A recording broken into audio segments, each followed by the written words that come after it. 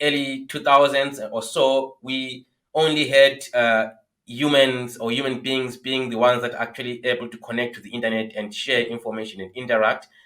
But then now with the advancement of technologies, objects are now able to independently connect over the internet and share information.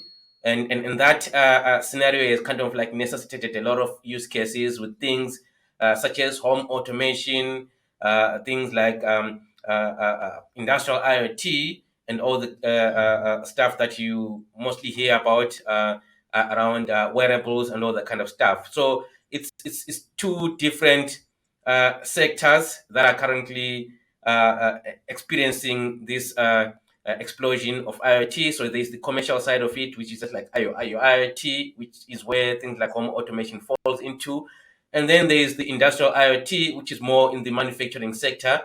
So this is where this idea of connecting objects and devices over the internet to exchange information with backend applications such as advanced analytics like AI. This is where this really has like a huge economic incentive, like really the even the potential to transform an entire nation's industrial base, right? Just by the sheer amount of productivity that could be derived out of connecting these systems. So central to that movement of data between applications, people, machines, PLCs, robotics, and so on, is the ability to exchange information in a seamless and open and standardized way. So this is where things like MQTT comes into the picture. So MQTT basically is a communication protocol that allows that interchange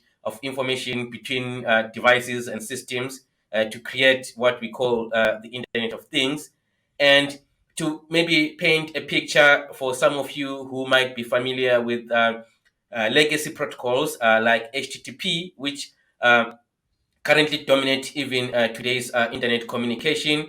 So this is where when you actually communicating or exchanging information between two parties using HTTP, you have got this direct connection between these two participants, so they can only exchange information when they are like coupled in space and time, meaning that they need to know each other's location in terms of IP address, and also they need to have that exchange of information happening synchronously, right? So the idea of MQTT is to decouple that and put a broker in the middle, kind of like a mediator, to act as a medium for coordinating exchange of information among all these participants without them having to establish direct connection. So that obviously has advantages that it allows you to like create a scalable system where you can keep on adding more and more devices without worrying about the network resources or computer processing resources and things like that. So in a nutshell, that's what IoT,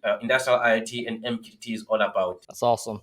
And honestly, it's like it's the future of automation. It's the future of manufacturing. It's the future of our world, right? I think that over the course of probably the next 5 years, we'll see more of the home technologies getting integrated more into manufacturing.